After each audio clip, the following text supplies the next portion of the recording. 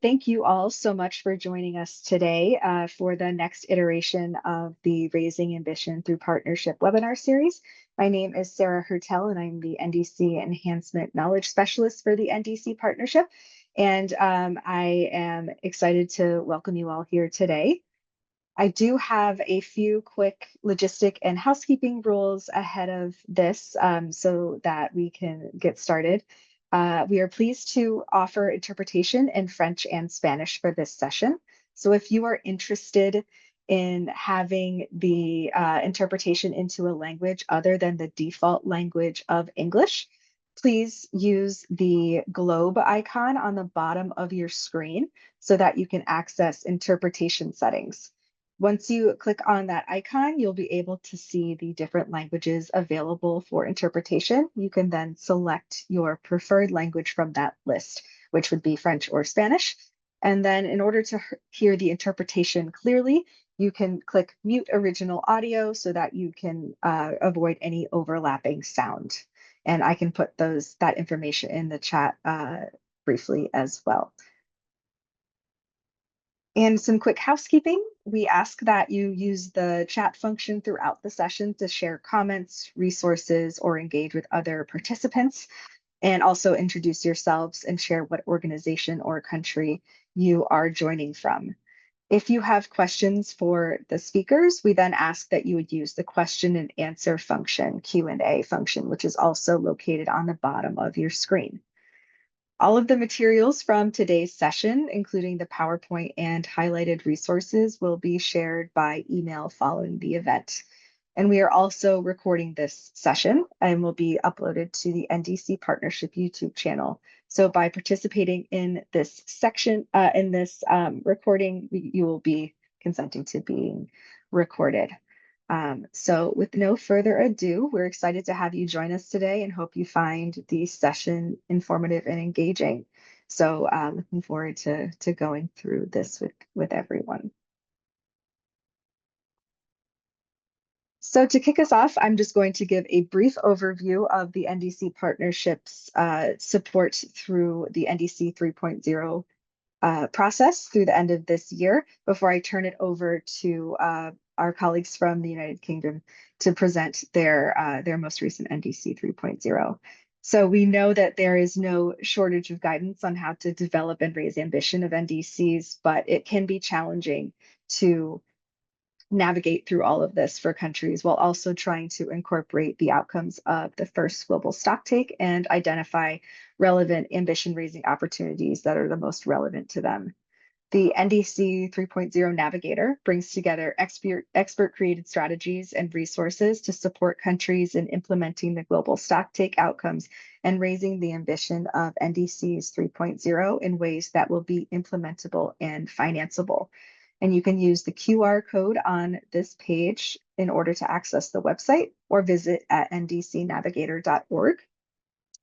And the Navigator is also available in both French and in Spanish.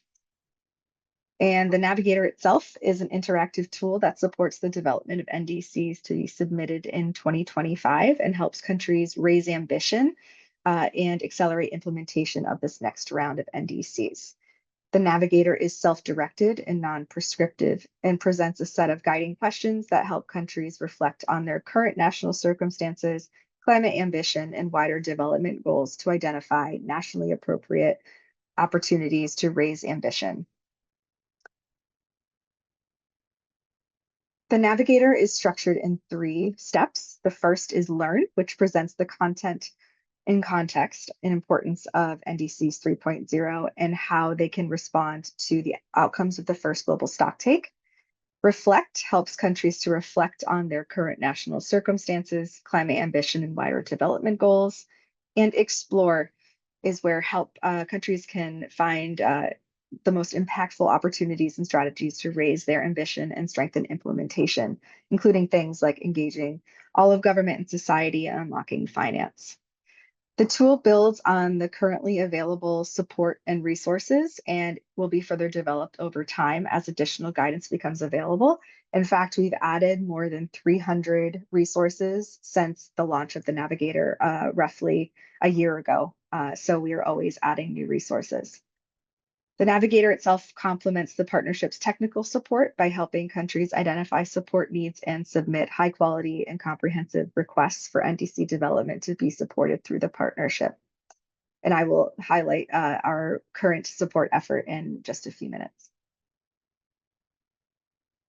So the navigator is structured across 7 essential routes to ambitious and implementable NDCs, where 3 routes focus on ambition raising opportunities and helping the countries reflect the outcomes of the global stocktake in their NDCs. They represent the what of NDCs. Those are the aligned to the Paris Agreement temperature goal, aligned to the global goal on adaptation, and delivers a just and equitable transition. There are then an additional 4 routes that help ensure NDCs are implementable, helping countries reflect on their needs and priorities. And these routes represent the how of NDCs, which include mobilize all of government and society, technology and capacity building as needs and enablers, technically sound and transparent documents, and unlocks finance. And together, all of these routes offer a common framework that countries can use to map their nationally relevant, impactful approaches to strengthening their NDCs.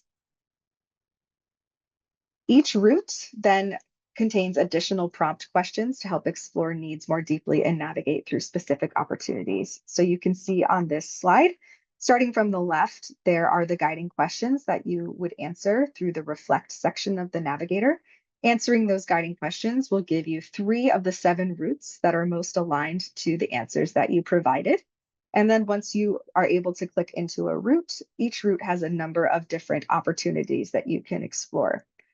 So when you go into that opportunity, it's broken down even further into strategies that you could consider in an NDC, putting in an NDC, case studies of other countries that have put those strategies in their NDC, and then additional guidance and resources for how you may do so.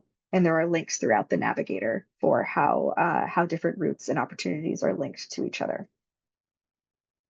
The last piece about the navigator is we would encourage countries that are not members of the partnership to check out the section related to support opportunities, because the NDC 3.0 Navigator aims to provide information and inspiration by helping countries take stock of this spectrum of opportunities and then be able to be supported in developing their NDCs that are aligned with these opportunities.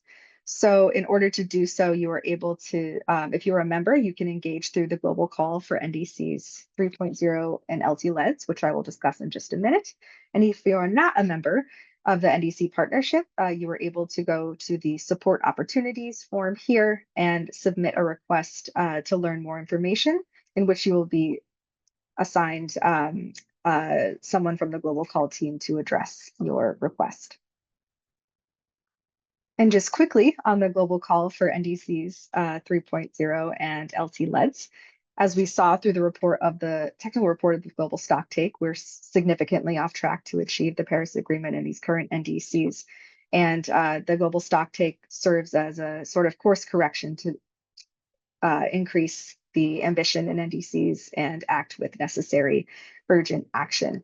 So the NDC partnership has launched the NDC 3.0 and LT-LEDs global call, which began running in 2023 and will run through the end of 2025. And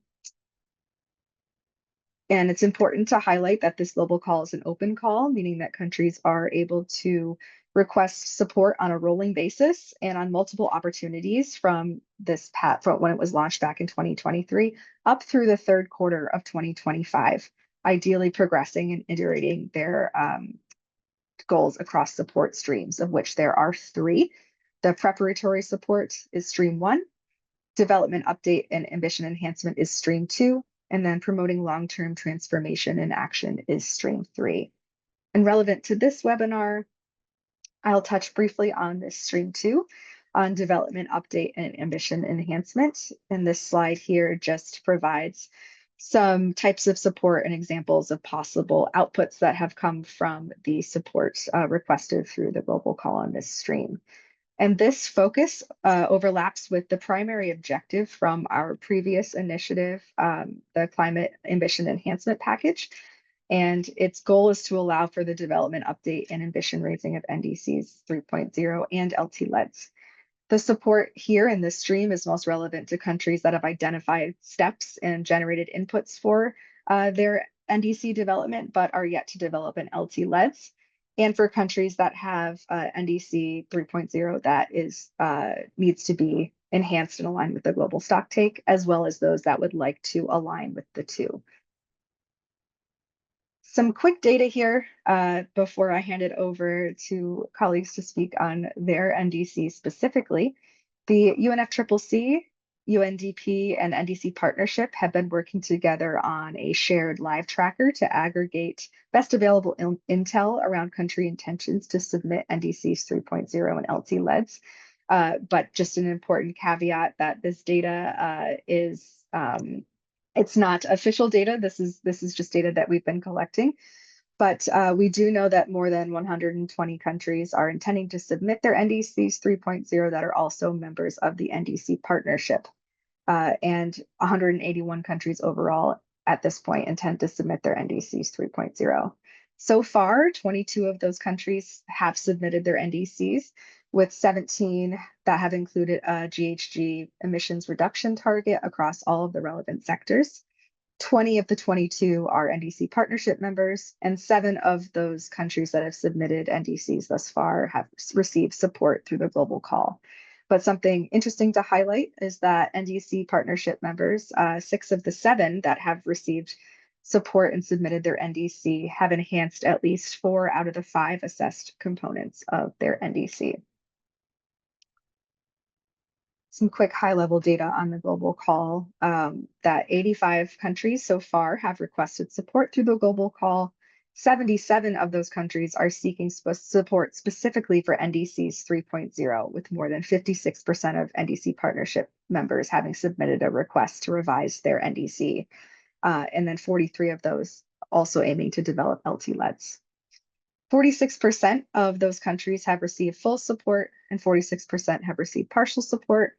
5 have not, 6% or 5 countries have remained fully unsupported, which is very low number, and 2 of those requests on hold. And thus far, 71 million US dollars has been requested in technical assistance through the global call, with more than 20 million, unfortunately, as a current support gap, but we are working with countries even now to try to fill that gap. We do have technical support gaps as well related to the global call requests, and are actively working to decide how can we better meet demand across regions and activities.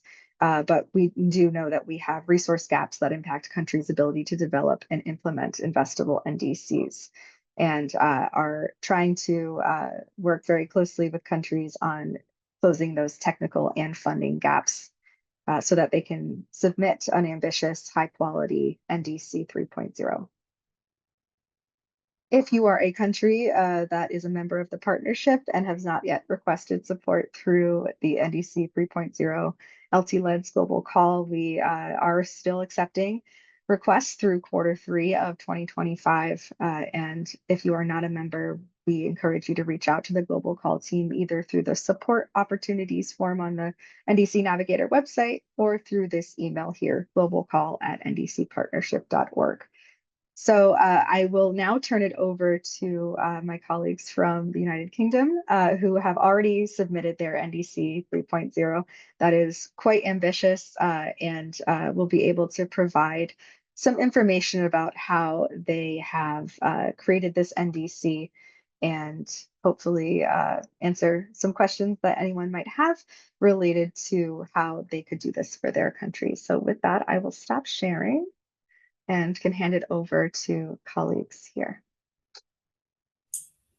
Thank you, Sarah. Thanks. It's really nice to be here today. Good to see all of you on the call. Yeah, my name is Sarah Crudgington. I am part of the International Climate Commitments team in the Department for Energy Security and Net Zero in the UK government. And so my team is responsible for the UK's reporting obligations under the Paris Agreement, and that also includes setting and publishing our NDC. I'm also joined by my colleague Suleiman Azam, who you can see on the screen. He's an economic advisor in the International Climate Analysis team, and he'll be joining me today to talk a bit about 1.5 alignment of our NDC. So I'll just share my screen.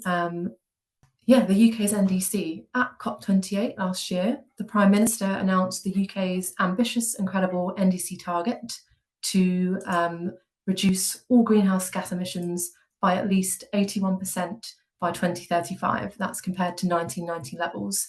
And this target excludes international aviation and shipping.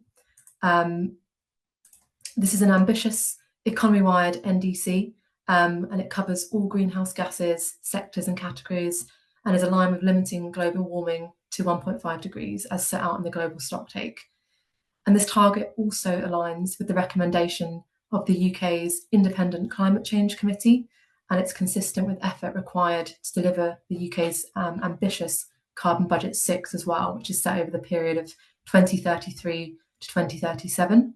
And I'll talk a bit about that shortly. And also it represents an increase in ambition from our 2030 NDC. So that one is to reduce all greenhouse gases by at least 68% by 2030. And then after the announcement of the target level at COP28, we went ahead and published the ICTU, so the Information to Facilitate Clarity, Transparency and Understanding to the UNFCCC. And so this is something that my team worked on and what I'm here to talk to you today. It was prepared in accordance with UNFCCC best practice, transparency and clarity principles, and it also includes information about how our target is 1.5 aligned and also how we're responding to the Global Stocktake. So today's talk is essentially, I'm here to share our experience of pulling together and preparing this NDC, the processes and the considerations involved, and the focus will be on 1.5 alignment and also the preparation of this ICTU document and how we responded to the Global Stocktake. So the target level. So in deciding on the level of ambition of the UK's 2035 NDC, you can see from the slide there that the government considered a whole range of different factors, including not least the latest available science, but also the expectations set out in the Paris Agreement, the outcomes of the Global Stocktake, the UK's existing emissions reduction commitments, which I'll talk about in just a moment, but also guidance from our Independent Climate Change Committee, as well as other evidence, and we also considered stakeholder engagement as well. So in terms of the target level then, I think it's important to say that the UK wasn't starting from a blank slate when we came to consider what our 2035 target should be. And so it's worth noting that the UK, in accordance with our own Climate Change Act, we've already set 6 carbon budgets out to the year 2037. And these act as interim targets towards the UK achieving net zero by 2050, which is actually in legislation as well.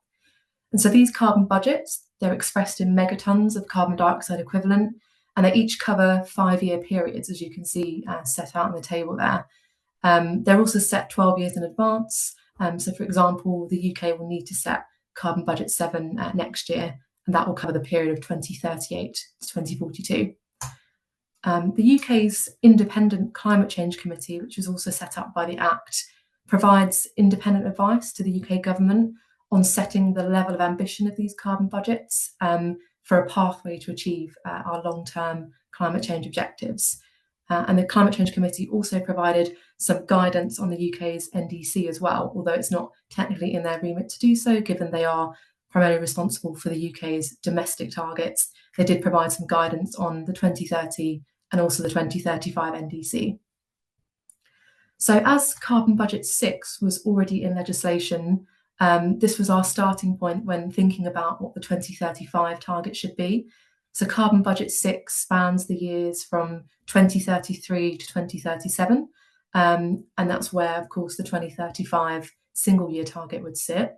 And based on Carbon Budget 6, this, when translated into a single-year percentage reduction, equates to around 81% by 2035 emissions reductions, but worth noting that that's excluding international aviation and shipping, but our Carbon Budget 6 does actually include that. So that was our starting point, but it's also worth noting that there are some differences between the UK's carbon budgets and our nationally determined contributions. So first of all, as I just mentioned, international aviation shipping is actually not included in our NDCs.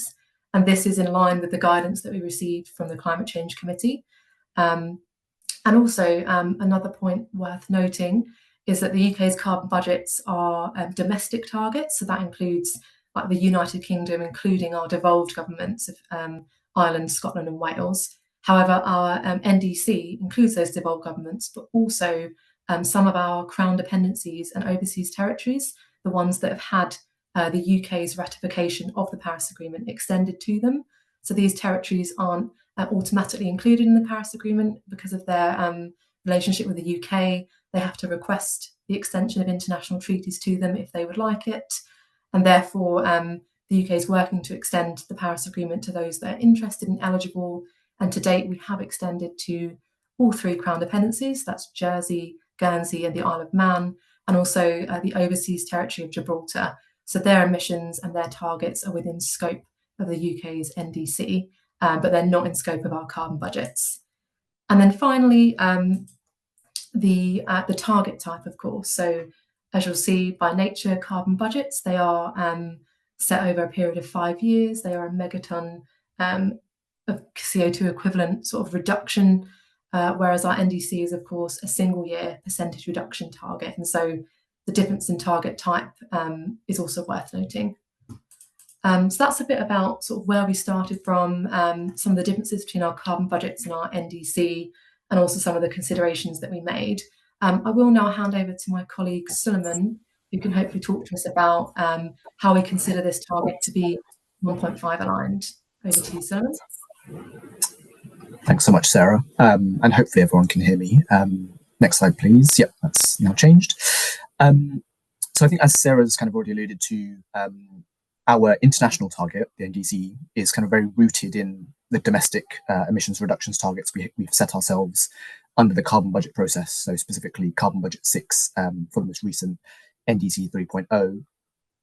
So really to really get under the skin and understand the NDC and sort of how we set the NDC, it's useful to understand how we went about setting carbon budget 6 and the kind of framework we used to do so analytically, how we kind of went about doing that.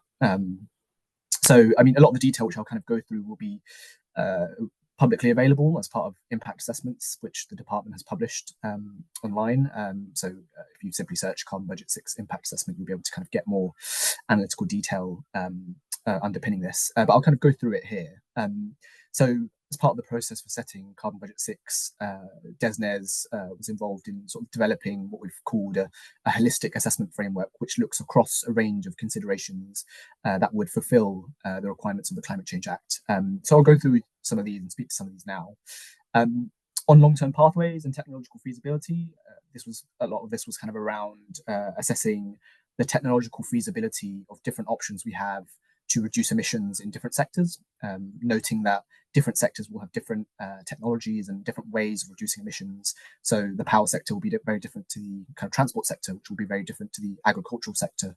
And sort of understanding the kind of technological feasibility of the different options we have to reduce emissions in these sectors was really important. And when I mean feasibility, I mean sort of things like how much can you physically deploy in a single year? For example, in the power sector, can we build enough kind of renewable power in 1 year to sort of meet the emissions reductions needed? You know, building kind of these technologies takes time, among other considerations. The second one is just thinking about delivery implications. So again, this is fairly similar, but thinking about some of the barriers which we might face when deploying options. So these could include technological or kind of financial barriers of getting access to the finance which is needed to deploy some of these options, but equally at a social level, the more you decarbonize your economy, the kind of greater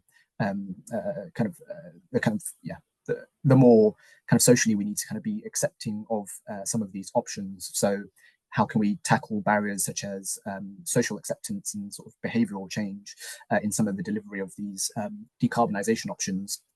On international circumstances, I think at the time of carbon budget 6 being set, it was in the run up to the UK's presidency of COP26. So it was important to consider how Carbon Budget 6 would be met by other international partners, particularly given in that year the UK would be hosting COP26, among other considerations such as alignment alongside the Paris Agreement, which I'll speak to on the next slide. On quantified costs and benefits, a lot of this is kind of modeling and assessing the benefits associated with reducing emissions. So we can monetize the benefit associated with reducing a certain tonnage of emissions from the atmosphere, and we do so using an analytical framework underpinning that.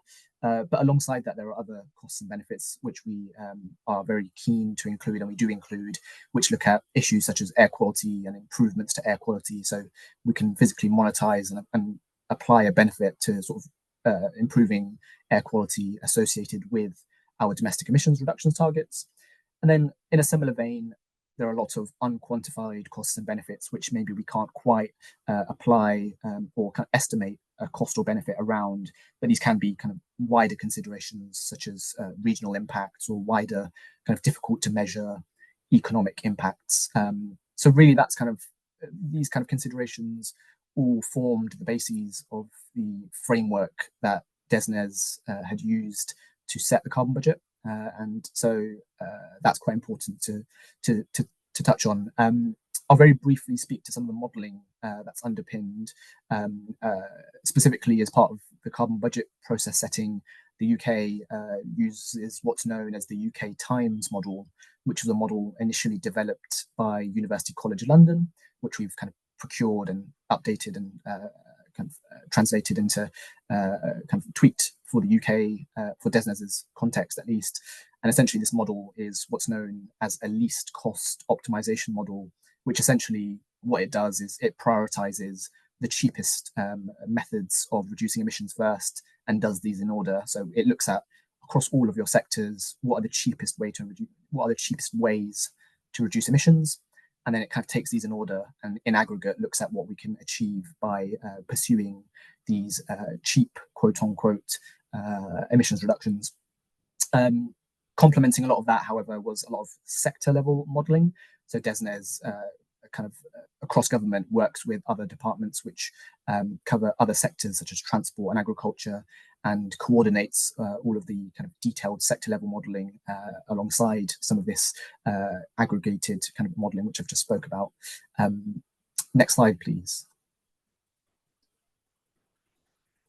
So I'll keep this brief. I think the key point here is sort of how we then translate some of the analysis which kind of went into setting the carbon budget and therefore the NDC, and how we translate that into some of the considerations we have around sort of Paris alignment and temperature alignment, particularly the kind of goals to limit warming to well below 2 and 1.5 in particular.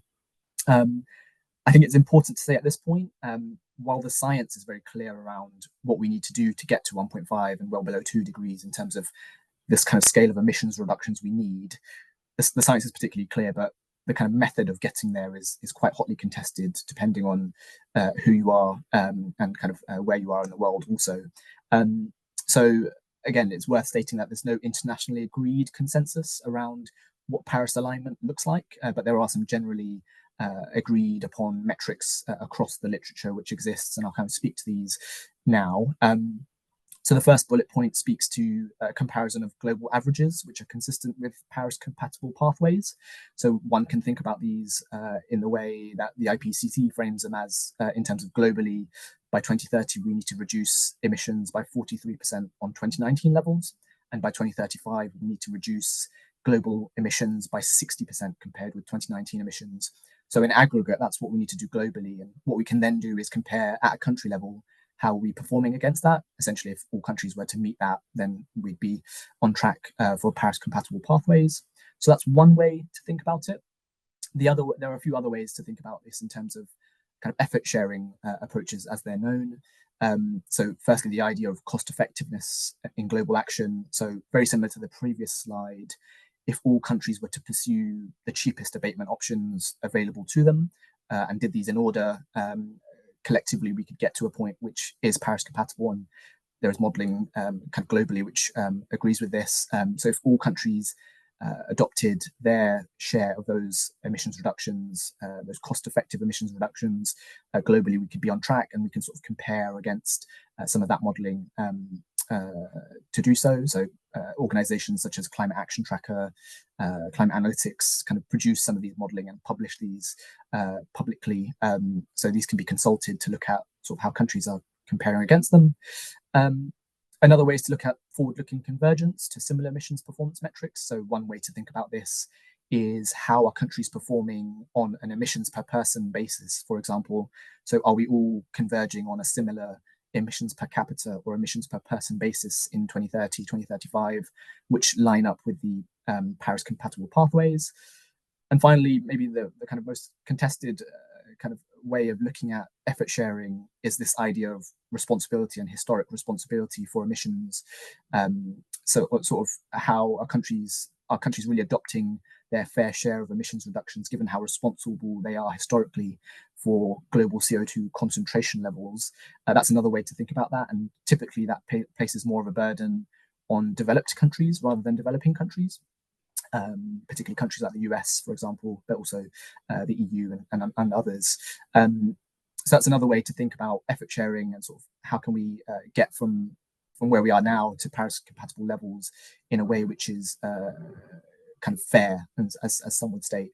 So hopefully that's a useful way of thinking about some of the modelling. I think I'll finally just wrap up this slide by saying, taking into account, we've looked across all of these types of metrics and model pathways, and the Climate Change Committee themselves have said that the UK's 81%, at least 81% target by 2035 is a credible contribution towards limiting warming to 1.5 degrees and sits well within kind of these range of metrics. So I shall leave there and hand back over to Sarah. Thanks, Solomon. Great. Well, I'm conscious of time, so I'll just talk through a bit about our ICTU and our actual publication of the NDC as well. So thank you for talking through that. So as I mentioned, on the 30th of January this year, we did actually submit the ICTU ahead of the deadline, and this provides some more detail and information behind our target and our NDC. So a few things to point out on this is, first of all, that it involved a range of UK government departments, our devolved governments, as I've explained, some of our crown dependencies, our overseas territories, who are included within the Paris Agreement, and they're all involved in sort of developing this on the target and the document itself. And one of the key things I wanted to highlight in today's presentation is how the UK decided to show how we are meeting the goals of the Global Stocktake. So firstly, in line with paragraph 39, as mentioned, consider the UK's target to be 1.5 aligned, as Solomon has explained. It's economy-wide, covers all greenhouse gases, sectors and categories. Also, in line with some of the other goals of the Global Stocktake, within our ICTU document, we have explained sort of how the UK is working towards meeting those commitments. And so in our document that we submitted to the UN, we reference what the UK is doing towards some of those global efforts and goals. So for example, we refer to the UK's Clean Power by 2030 mission, which is where the UK is intending to make Britain a clean energy superpower, and the publication of that action plan. We also talk about the Warm Homes Plan and how the UK intends to incentivise the transition to low carbon heating for homes. We also talk about our domestic and international action on coal, some of our work on carbon capture, usage and storage. We talk about our efforts to reduce methane emissions, both domestically and our work internationally, as well as referring to the UK's zero emission vehicle mandate, which is one of the world's most ambitious national level regulatory frameworks of its kind. We also talk about several other things, including the phase out, our commitment to phasing out fossil fuel subsidies, and also the UK's domestic reforestation and land use policies in line with paragraph 33 of the Global Stocktake. And we also talk about our international efforts in that too. So within that document, you can see further detail on those commitments.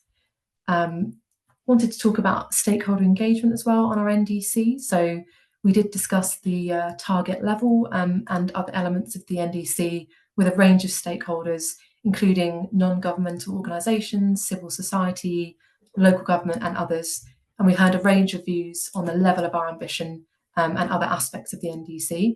And our NDC actually does include a section on stakeholder engagement where we give a bit more detail about this. And we also co-drafted some of that wording with civil society and businesses, for example. We also refer to the youth clause in our ICTU. So at COP29, the UK was the first country to endorse this universal youth clause in NDCs, which was a campaign run by the We Are Family Foundation. And in line with that, we discuss how the UK recognises the importance of ensuring young people are engaged, and we refer to this clause, and we also refer to the UK's upcoming net zero public participation strategy, which will be a further opportunity for stakeholders and especially young people to engage on UK climate policy development. Other elements that I wanted to touch on were how the UK included nature and other contextual aspirations within the ICTU. So in line with the opening paragraphs of the Paris Agreement, we included some detail on these areas and how the UK is making progress on several priority policy areas that are crucial to our overall approach on climate action. So we include some detail on what we're doing on nature and biodiversity, but also ocean and marine environment, food security, sustainability, health, etc. And we saw this as an opportunity to really reflect and highlight other UK government priorities that are linked to climate, as well as sort of demonstrate the importance of integrating climate and nature policy as well. In terms of transparency, as I've already explained, our target is economy-wide, and so it's comparable, it's transparent. We include Crown Dependencies, overseas territories, a bit about their targets and policies, and then we refer to other strategies and policies where further detail is set out on how the UK intends to deliver on the NDC. And to conclude, I think, it's really important to say that ambition must be matched by delivery. And so within our ICTU and as part of when we announced the target, we explained that the UK will deliver an updated cross-economy plan to meet our targets in due course. And this will have full detail on policy packages for all sectors, and it will outline the policies and proposals needed to deliver carbon budgets 4 to 6, but also our 2030 and our 2035 NDC on a pathway to net zero. So it's absolutely essential that all of us deliver on this promise and to submit ambitious 1.5 aligned NDCs by September. And so as per the steer from the UNFCCC, it's really important that all NDCs can be considered in time for the 2035 synthesis report. And so I think just finish with that comment to say that it'll be a really important moment to ensure that at COP30 we can collectively discuss the outcomes of this synthesis report and consider a way forward that works for us all at this critical moment. But thank you very much for your time. Very happy to answer some questions about the UK's NDC. I will just stop sharing my screen for the moment. So hopefully all good there. And refer to the chat. I don't know if you've seen anything just yet, Sarah, because I've been sharing my screen. I have not just yet, but let me reshare here. So if you have a question for the panelists, myself included, but any of us, please use the question and answer function, which is located on the bottom of your screen that says Q&A. Or if you're not able to find it, you can also use the chat. But in the meantime, please feel free to add anything there. But in this space, as I have it now, I'm curious if anyone, either of you, could provide information about any of the top 5, top 3 things that you would highlight to a country that is still in their NDC development process, and what are some of the big takeaways that you would give advice to another country on it that is still going through this process? Thanks, Sarah. That's a really great question. And actually, as part of this, we're hoping to help other countries, but we're also chatting to other countries one-on-one to support with this. But I think from the experience of developing it, I think it's, well, for the UK government, it really was like a cross-government approach involving lots of different departments. So I think one key takeaway would be sort of like early engagement, ensuring like a cross-government approach, ensuring that coherence. I know for our NDC, we had to engage lots of different teams, our domestic carbon budget teams, but also specific policy colleagues working on different policies. So a real like collaborative approach. And so I'd recommend, ensuring that other countries take that approach and engage with other departments that are, responsible for actually delivering the NDC. I think another element is the importance of like demonstrating like the global stocktake and how that has informed the NDC. And so we took time and care to ensure that we could like accurately reflect that and that it's incorporated into the target and the document and like UK government policy. So yeah, that would be another key takeaway, like ensuring that you can reflect that, and it's an important part of the Paris Agreement process and cycle, and making sure that can feed into the synthesis report as well. And otherwise, I think just reflecting on our stakeholder engagement, the importance of talking to stakeholders, public participation, like we did that for our target, and also have like tried to reflect in the document like the UK government's approach to that, and it's such an essential part of climate policy development. So I think another key takeaway is just ensuring you take that participatory approach and reflect that in the document where possible to show that best practice. Great, thank you for that. Does anyone have any other questions that they'd like to ask? Please either use the chat or the question and answer function, and we can try to answer those. Oh, great, I see one. Great, so I do see a question here. What was your community engagement strategy and what tools did you use? Thank you for the question. So for the NDC target itself, we held some workshops with stakeholders. As I mentioned in the presentation, we considered a number of things when deciding on the UK government target, one of which was engagement with stakeholders, but as I mentioned, lots of other things to consider. And so that we did some workshops, and we spoke about other aspects of this ICTU document and sort of what we should reflect there. But otherwise, as I mentioned, in our document, we refer to our upcoming net zero public participation strategy, which will be coming out at some point later this year. And so that will give further detail on the UK government's approach to involving the public and other stakeholders in our climate policy development. And so yeah, would refer to that for sort of future, for how the government will in future involve the public in policy development. Great, thank you. And then we do have another question. Great. So how is the United Kingdom's NDC considering investment in Article 6 projects in developing countries? And is there a specific budget allocated for this purpose?